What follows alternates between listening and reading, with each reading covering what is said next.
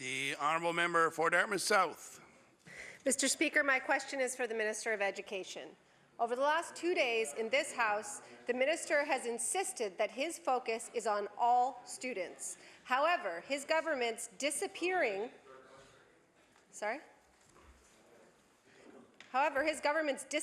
of the democratically elected school boards and their dedicated African, Nova Scotian and Mi'kmaq representatives will do nothing to improve the situation for our kids in classrooms and will not address what parents, teachers and students have been calling out for.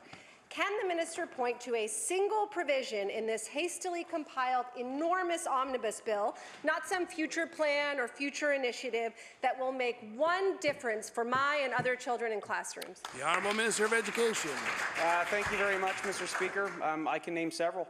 Fixing the administrative structure, which has led to different achievement outcomes from one region to the next, is a problem that this will help fix. Having more resources go from central offices into classrooms will help. Having a rural education strategy to meet the needs of those in the extreme areas of our province will help, Mr. Speaker. Enhancing the voice of African Nova Scotians and Mi'kmaq in the department with executive director positions that will be permanent and focused on the achievement gap that we have been unable to fix despite the fact that we've had representation on our school boards, Mr. Speaker, will have a direct impact.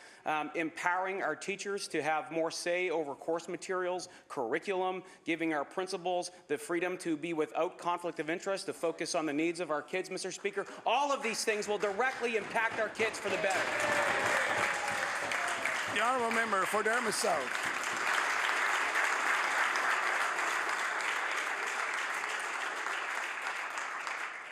Notwithstanding the self-serving applause, I heard nothing on that list that has been requested by teachers, students, or administrators.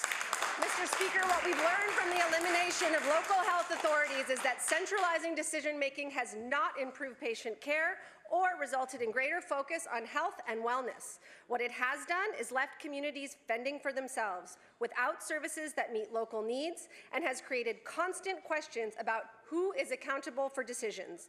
Now we're getting ready for the same issues in our education system.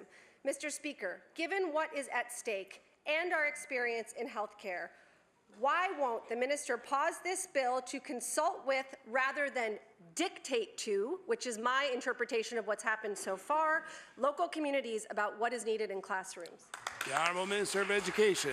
Thank you very much, Mr. Speaker. In fact, the objectives of this report, of this legislation, I believe are reflective to the primary concerns that we have heard.